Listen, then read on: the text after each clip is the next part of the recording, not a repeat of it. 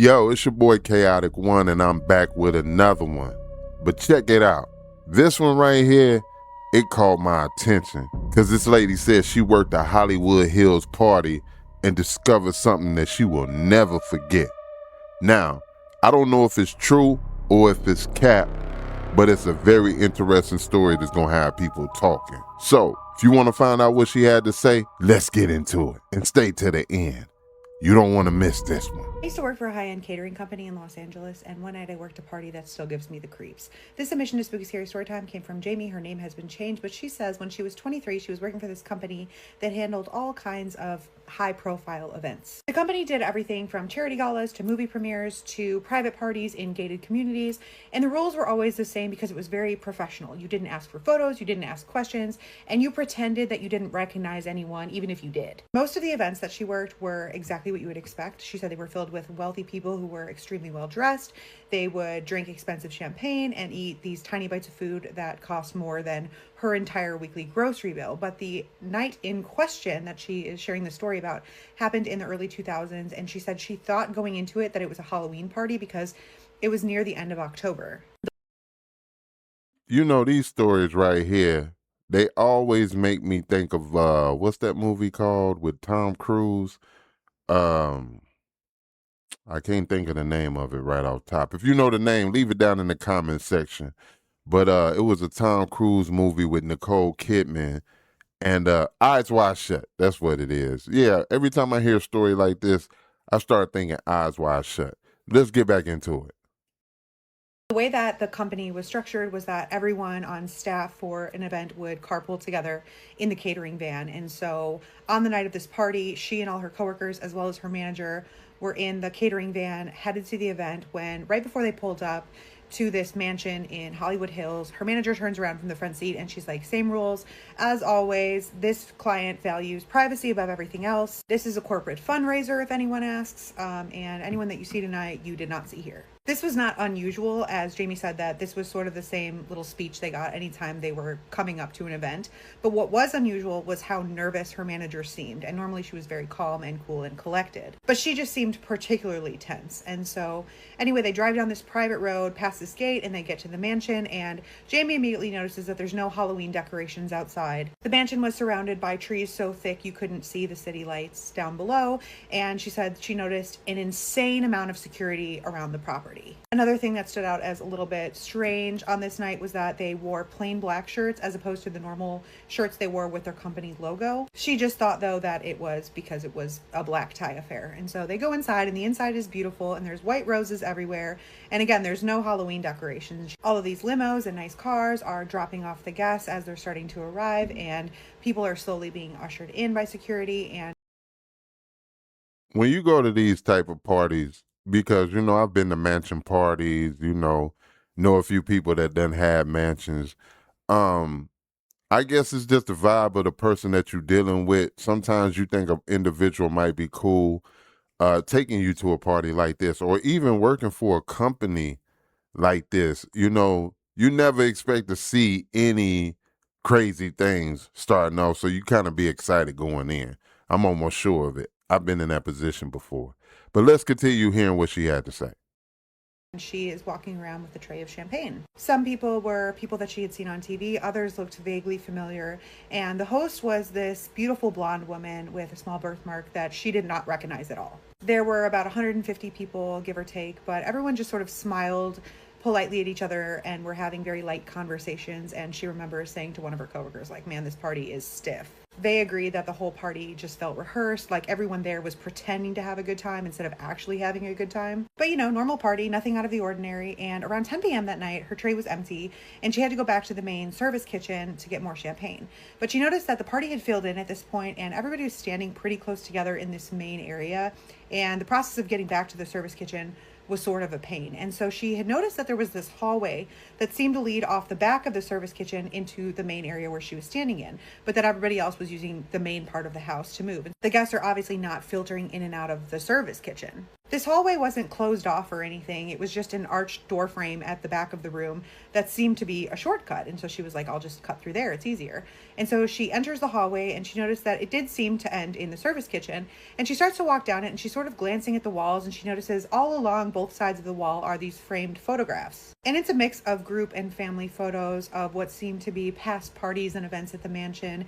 And it's a mix of black and white and color photographs, but beneath each photo is a little silver plaque with a year. She stops at one that is labeled 1964 and she's looking at it, and it seems to depict a glamorous party around the backyard swimming pool and fountain. In the photo are about 15 different people, and they're all just gathered together and smiling, but she notices in the center is what appears to be the same blonde woman who is hosting the party. She even has the same little birthmark on her face. And so she's staring at it and she's like, this must be her grandmother or her mother or something. Like, there's no way this is the same woman, but like the resemblance of the two women is striking. And then she notices that in that same photo, there is another man that she swears she just served champagne to 20 minutes before. The guy has silver hair. She didn't recognize him. It wasn't like he was on TV or something, but he had been in the library all evening talking and entertaining guests, and he seemed to have a close relationship with the host. And it appeared to be the same man in the photo. She said even the wrinkles around his eyes were the same in the photo. It wasn't a younger version of him. It was exactly the same man. So she kept looking at the photos on the wall and she was trying to make sense of what she was seeing. And the photos didn't seem to be taken every year. Sometimes they skipped a few. So there was like 1967, 1970, 1973, 1978. But in all the photos seemed to be at least those two people. But their faces in the photos were exactly the same, like the same smiles, the same expressions, like somebody had copied and pasted them throughout the photographs. And then she heard footsteps behind her, and so she turns around, and there is the silver-haired man that she had seen in the pictures. He smiles at her almost in like a friendly way, and he says, you shouldn't be back here. And he didn't seem to be intimidating or like trying to scare her, but she's just like, oh, I'm sorry. And she said she started apologizing. And then he said something that made every hair on her body stand up. And he said, they always get curious. And she looked around, but he was talking to her. Yeah, this definitely sounds like it could be a movie or some type of stuff like that. Like already, you kind of see it if seen certain movies. This does sound like that story plot for one of those type of movies. You know what I mean? But let's finish out and see what else happens. But she didn't understand what he meant when he said they. Not you, they, as if this had happened before. So she apologizes again. She hurries back to the kitchen, and in the kitchen is another one of her coworkers that she's friends with. And so she says, did you see the photos? And her coworker goes pale. She's like, oh my gosh, that hallway is so creepy. And just as they're talking about it, their manager walks in and she says, you girls need to stay out of the east hallway. She didn't ask if they had been through the hallway. She already knew, like someone had told her. So the rest of the party continues, and the night is still boring. Everyone's very stiff. Nobody seemed to be intoxicated despite the endless champagne. Barely anyone even touched the food. But around midnight, all of the conversation seemed to stop, and everyone headed out toward the back garden. Jamie says there was no announcement or anything like that. It was just a woman in an elegant green dress stepped outside first, and the rest of the guests followed as if they had some unspoken instruction. It was a quiet procession outside. Nobody spoke a word, and Jamie's manager instructed all of the staff to stay in the kitchen, but she said curiosity got the better of her and she peeked outside. And that's where Jamie says she saw what still bothers her, because all of the guests had gathered around an empty stone fountain just off the side of the pool. Nobody spoke, nobody moved. They simply stared at the empty basin of the fountain for nearly 5 minutes. They then began to hum before the blonde host of the party stepped forward and emptied a vial of something into the fountain. She heard her say, we remember the first bargain and we honor the unseen. The host appeared to continue talking, but Jamie says she couldn't make out everything else that she said. One by one, the other guests stepped forward and they seemed to be dropping personal items in the empty fountain.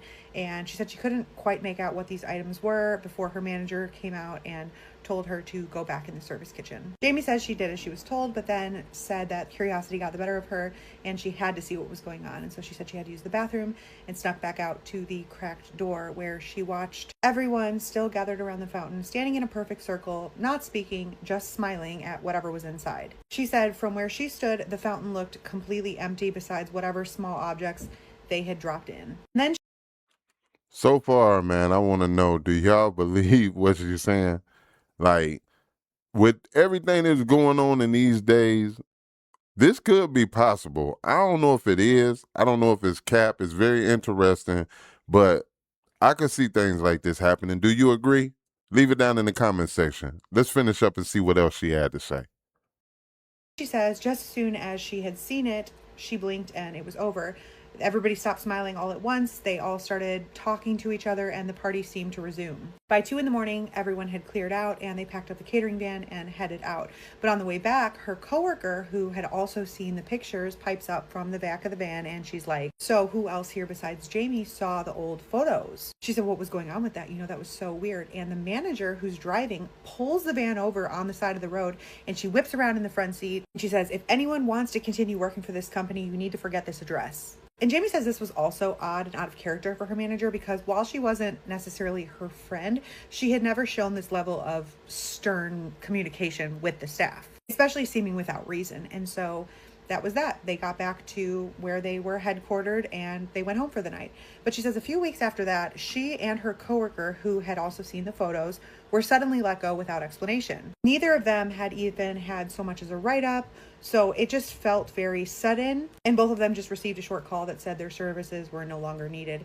And she said at the time it feels random, but when she thinks about it now, it does seem strange that those two were the only two who had gone down that hallway, or at least they were the only two who had spoken up about it. And she said she still wonders what was really going on in that party.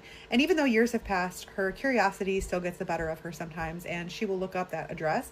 But she says the mansion is still listed as active, but that it's owned by a trust that is private with no publicly available names or associations, which is standard for a mansion of that size. But she said there was also nothing online about an event at that mansion or no photos of any event at that mansion that she can find. It's as if whoever was hosting wanted this completely shielded. And she said she really doesn't tell this story much because it makes her sound insane. And even her husband thinks that she was just imagining that it was the same people in those photos, but she said she knows for sure that it was. And she thinks that whatever was happening at the party that night was not about a fundraiser or about a charitable cause. She thinks they were celebrating something else. Let her know your thoughts. Even though her name has been changed, she will be seeing the comments. And if you have a spooky, scary story time you think no one would believe, or something that happened to you that still leaves you unsettled, please send it in. We would love to hear it.